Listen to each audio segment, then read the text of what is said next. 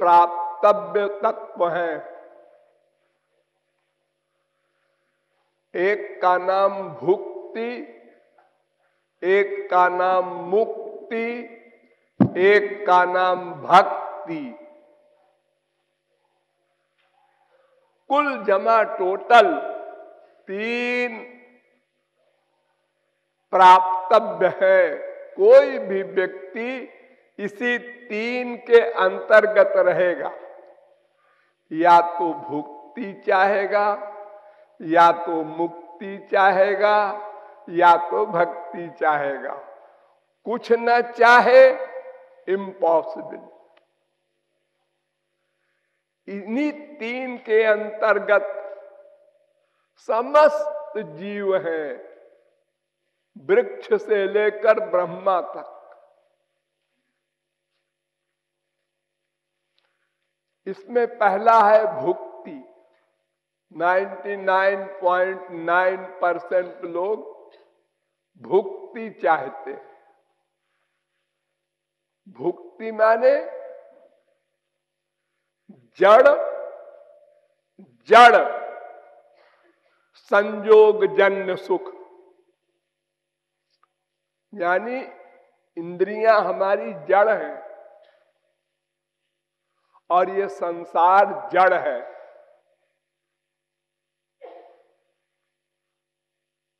ये इंद्रियां जो चेतन दिखाई पड़ती हैं आपको,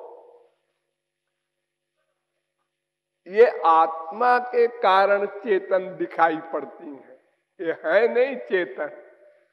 इसलिए जब आत्मा निकल जाती है, जिसको लोग कहते हैं मर गया, तो इंद्रियां हैं, लेकिन न वो देख सकता है, न सुन सकता है, न सूंघ सकता है, न रस ले सकता है, न स्पर्श कर सकता है।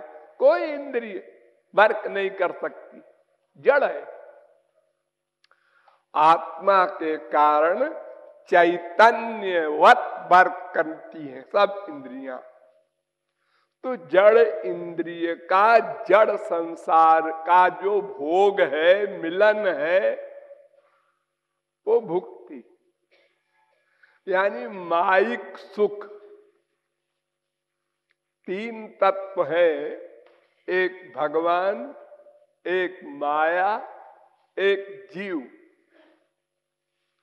जीव बस 2 तत्व की ओर कहीं जाएगा, या तो भगवान की ओर जाएगा,या तो माया की ओर जाएगा।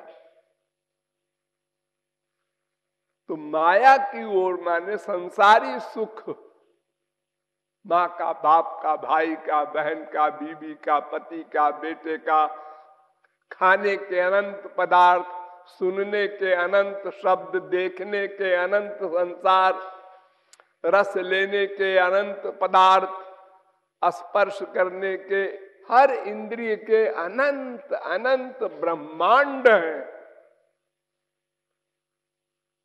एक आदमी तो एक शहर भी नहीं देख सकता। कोई कहे हमने ये शहर देख लिया है पूरा ना, क्या आपने उस शहर के हर मकान को देखा? हाँ। हर मकान के हर कमरे को देखा है? नहीं। बोलना पड़ेगा उसको। और हर कमरे के हर सामान को देखा है? अरे ये तो इम्पॉसिबल है। तो तुमने कितना देखा संसार? एक बहुत बड़ा फकीर हुआ है विदेश में, उसके पास एक राजा गया। तो फकीर ने पूछा आपकी तारीफ? तो उन्होंने कहा इतना बड़ा राज्य है हमारा, 2000 किलोमीटर लंबा। तो उसने नक्शा मंगाया दुनिया का और कहा कहाँ है तुम्हारा राज्य इसमें? तो एक बिंदी लगा दिया उसने। ये तो छोटा सा मृत्युलोक है उसमें तुम्हारा इतना सा है राज्य, और हमारे भगवान का तो अनंत कोटि ब्रह्मांड है। तुम क्या हमारी सेवा करोगे? फिर भी महाराज कुछ तो सेवा बताइए। देखो ऐसा है कि मैं जब ध्यान करने बैठता हूं तो मक्खी और मच्छर बहुत परेशान करते हैं, इसको रोक ले। महाराज ये तो मैं नहीं कर सकता। तू काहे का राजा है ये मक्खी प्रशासन नहीं कर सकता? तो आ गया रात दिखा रहा मैं राजा हूं। तो इतना बड़ा संसार है कि कोई स्पिरिचुअल मैन भी नहीं देख सकता। क्यों? इसलिए कि लिमिटेड नहीं है, सीमित नहीं है। कोई महापुरुष सब ब्रह्मांडों को देखना चाहे, देखता रहेगा, अंत नहीं पाएगा। द्युपत एवते न यजुरंतम अनंत तया त्वमपि। वेद स्तुति करता है भगवान की कि तुम्हारी हर चीज अनंत है, हर चीज। तुम्हारे नाम अनंत, गुण अनंत, लीला अनंत, ब्रह्मांड अनंत, संत अनंत, सब अनंत। तुम भी नहीं पार पा सकते और कौन पाएगा? तो अनंत कोटि ब्रह्मांड है इन इंद्रियों के लिए। ये माइक ब्रह्मांड की बात कर रहा हूं। अलौकिक ब्रह्मांड भी अनंत है। दिव्य धाम भगवान के अवतारों के अनंत वैकुंठ है। कोई चीज सीमित नहीं भगवान की।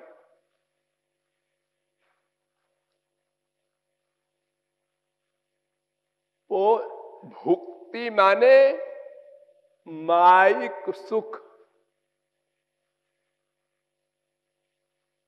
माइक सुख सुख नहीं है, वो भ्रम है, भ्रम। क्योंकि आत्मा विपरीत तत्व है, आत्मा चेतन है और ये संसार का सुख जड़ है। तो जड़ सुख से चेतन का लक्ष्य नहीं प्राप्त होता। अनंत बार हम स्वर्ग जा चुके। आज हम प्लान बनाते हैं 1 करोड़ हो जाए, अमुक वस्तु मिल जाए तो आनंद आ जाए। स्वर्ग सम्राट इंद्र बन चुके हैं हम लोग अनंत बार। फिर मृत्युलोक में आए, फिर कुत्ते बिल्ली गधे बने, फिर कभी भगवान ने दया करके मानव देह दिया, कभी कभी कबहू करी करुणा नर देही देत ईश बिनु हेतु सनेही। एक चांस दे रहा हूं, आपकी भगवत प्राप्ति कर लो, नहीं तो आकर 4,84,000 योनि भ्रमत यह जीव अविनाशी। तो जैसे संसार में हम कुत्ते बिल्ली गधे बने थे जब, तो तब भी इंद्रियों का विषय हमारा लक्ष्य था। तब तो अज्ञानी थे, क्या करें, मजबूरी थी। ज्ञान शक्ति तो मानव देह में है।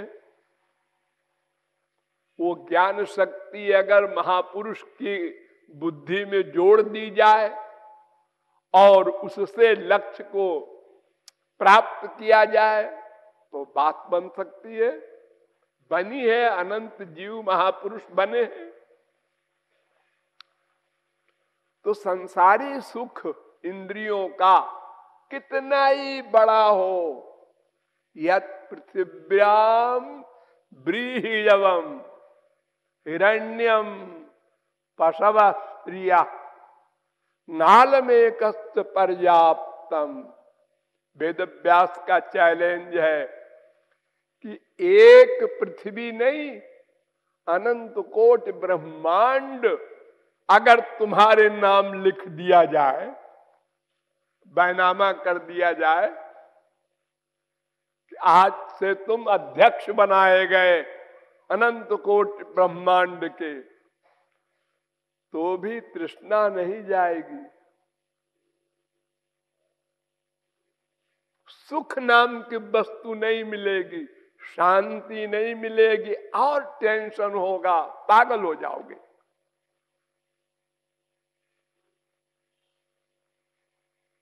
जिसको डिप्रेशन कहते हैं आजकल लोग।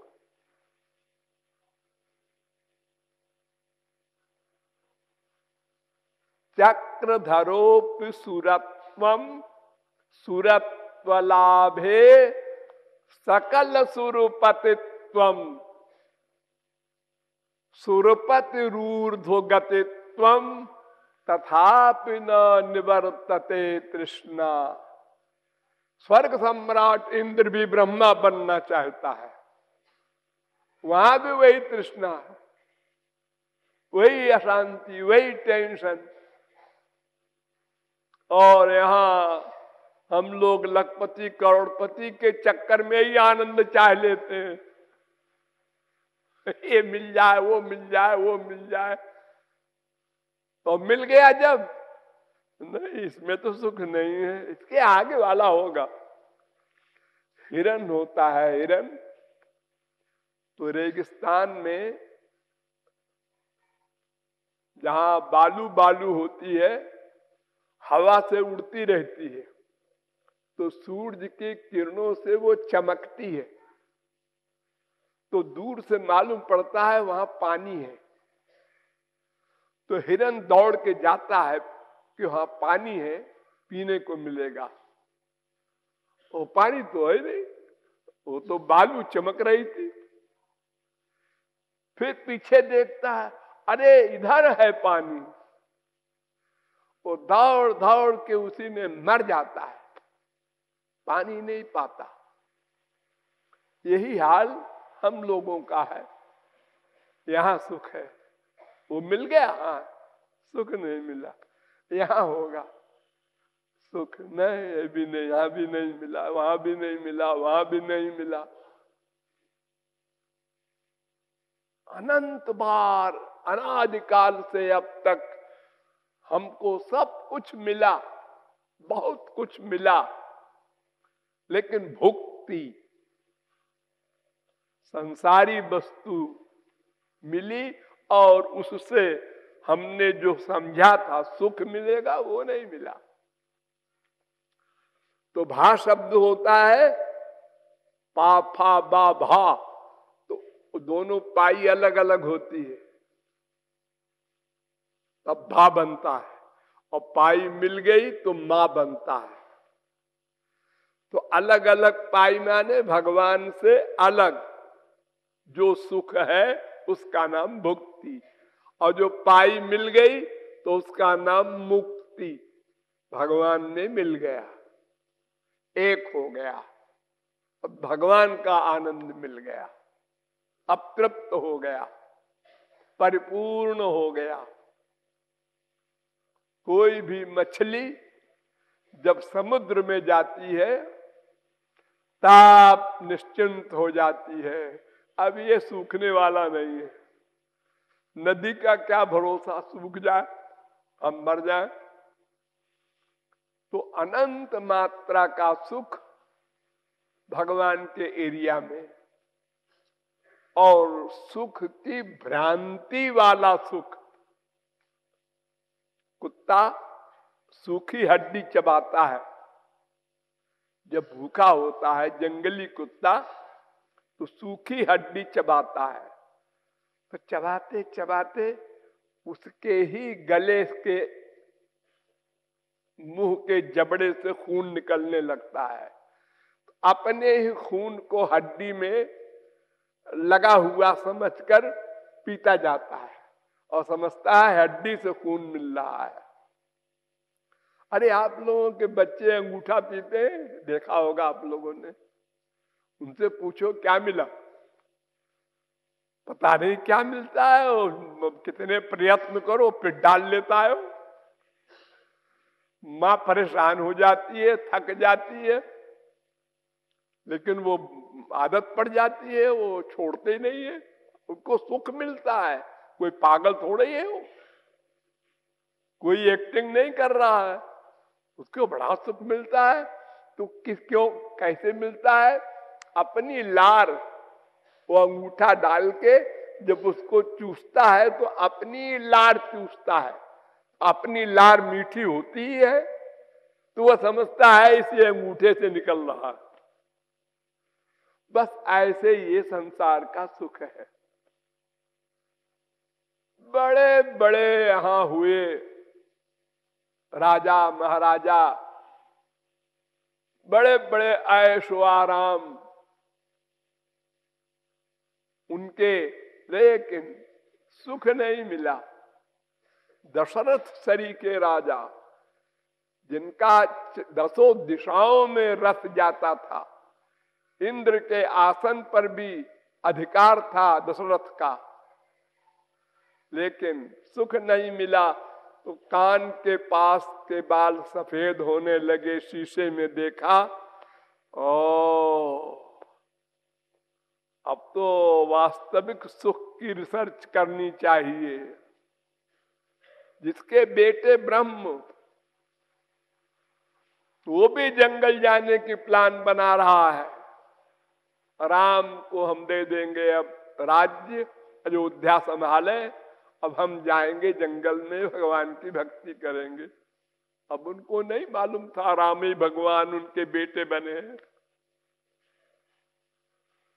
तो भगवान तो सबके हृदय में भी रहते हैं, लेकिन किसी काम के नहीं। जब तक हम उनको न रियलाइज करें तो सर्वव्यापक भी है, और अंदर भी बैठे हमारे आइडियाज नोट कर रहे हैं, लेकिन सब 0/100, कोई लाभ नहीं। गाय का दूध, भैंस का दूध उसके पेट में रहता है, लेकिन उसको कोई लाभ नहीं। अब अगर उसी दूध को निकाल करके गाय को पिला दो, फिर भैंस को पिला दो, तो ताकत आ जाती है उसमें। अंदर हमारे भगवान है, प्रेम के द्वारा जब उनको हम प्रकट करते हैं तो उनका रस मिलता है, आनंद मिलता है। तो वो कहता है कि मैं भुक्ति नहीं चाहता, बहुत भुक्ति मिल चुकी, बहुत मिल चुकी, कल्पना नहीं कर सकता कोई, इतनी भुक्ति मिली है अनंत जन्मों में। और मुक्ति और भी खतरनाक, क्यों? मुक्ति में इंद्रियां नहीं रहती, मन नहीं रहता, बुद्धि नहीं रहती, खाली आत्मा परमात्मा में लीन हो जाती है। यानी अनुभव ही नहीं होगा आपको बिना इंद्रियों के आनंद का। देखो, एक मां के पेट में बच्चा आता है पहले 9-10 महीने, तो वो मां बहुत खुश होती है। हाँ, बच्चा आ रहा है, वो हिल रहा है, डोल रहा है, बड़े खुश। अब 1 महीना रह गया, अब 10 दिन रह गया, डॉक्टर कह रहा है बस 4-5 दिन में होने वाला है, बहुत विभोर है, लेकिन देखा नहीं उसको।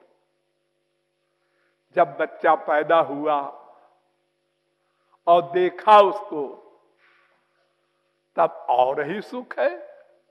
फिर थोड़ा बड़ा हुआ और भोलेपन की जब बातें करने लगा, तब और सुख मिला। संसारी तो उसी प्रकार मुक्ति का सुख है जैसे माँ के पेट का बच्चा, वो खाली रियलाइजेशन है बच्चा है बच्चा है, और उसकी कोई चीज अनुभव में नहीं आती। और जब वो रामकृष्ण बन करके सामने आते हैं और लीलाएं करते हैं, हमारे साथ ऐसा व्यवहार करते हैं जैसे संसारी आदमी करे, तो वो रस अलौकिक। इसलिए मुक्ति भी नहीं चाहते। मुक्ति भी 5 प्रकार की होती है: सार्ष्टि, सामीप्य, सालोक्य, सारूप्य, सायुज्य।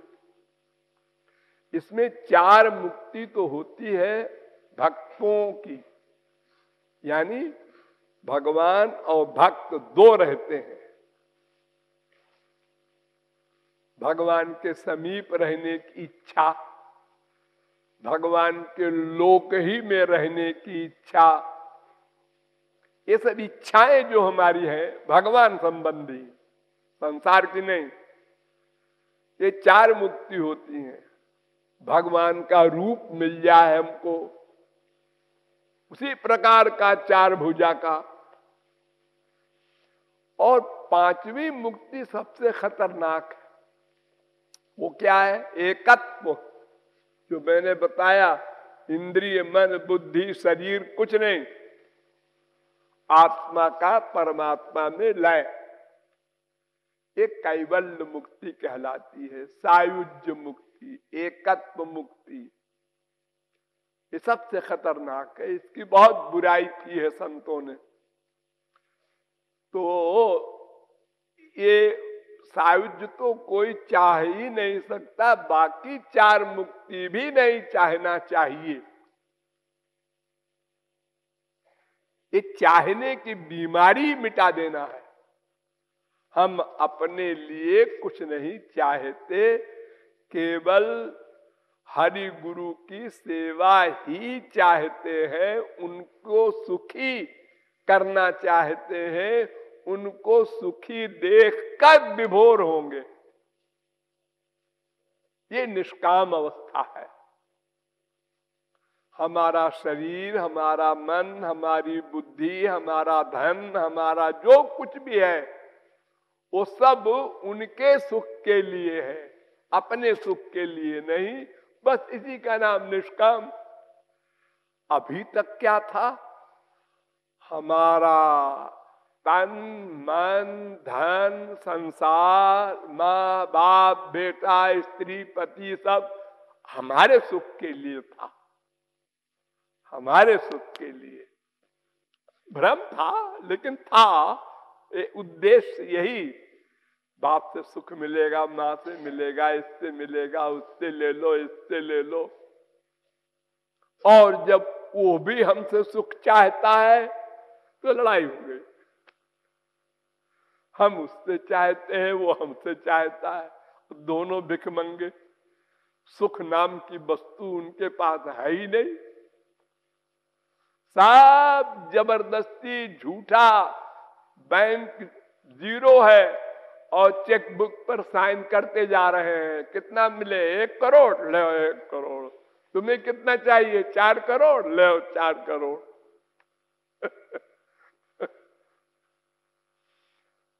ऐसे ही हम धोखा दे रहे हैं दूसरे को, और वो हमको धोखा दे रहा है। लेकिन हम कितने मूर्ख हैं कि हम किसी को धोखा देते समय समझते हैं ये धोखे में आ गया, और वो जब हमको धोखा देता है तो हम समझते हैं फैक्ट है। वो नहीं समझ पाते हम कि वाकई हमारे सुख के लिए प्यार करता है। ये सब गड़बड़ हमारी अनंत जन्मों की है।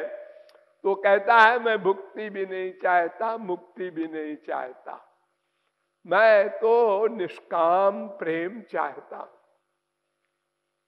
निष्काम प्रेम से सेवा होगी। अपनी कामना रहेगी तो फिर सेवा नहीं हो सकती। सेवा का मतलब स्वामी की इच्छा में इच्छा रखना।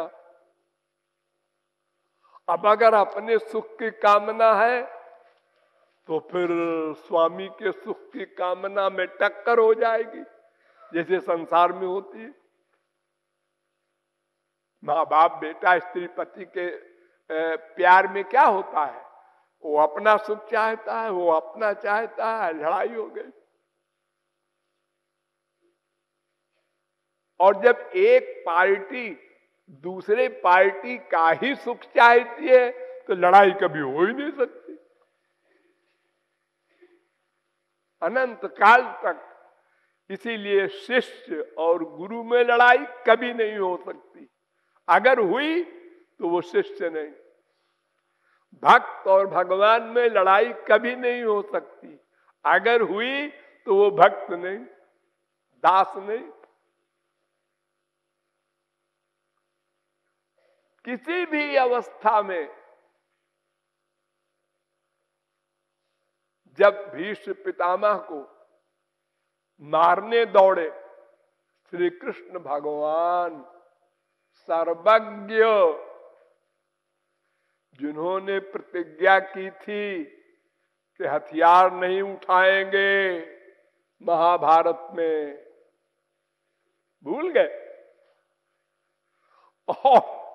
और रथ का पहिया लेके और सीना तान के आंखें लाल करके और दौड़े मारने। और भीष्म पितामह को गुस्सा नहीं आया,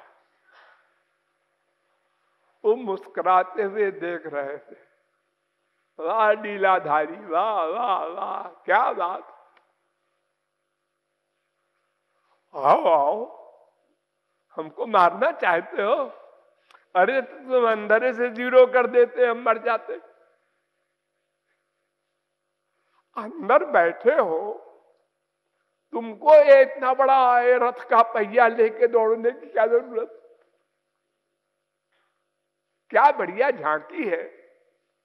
भक्तों को ये झांकी देखने को नहीं मिलेगी। भक्त तो भगवान को मुस्कुराते हुए देखते होंगे, लेकिन हम तुमको जो इस समय देख रहे हैं, वाह, जैसे वाकई आपको गुस्सा अंदर आ गया है। यानी वो भगवान की इच्छा में इच्छा रखता है, उनकी हर क्रिया में सुख का अनुभव करता है। लड़ाई कैसे हो, सवाल ही नहीं पैदा होता। हर बात विपरीत करे, वाह, विभोर है। वो निष्काम प्रेम है। डिटेल फिर कभी।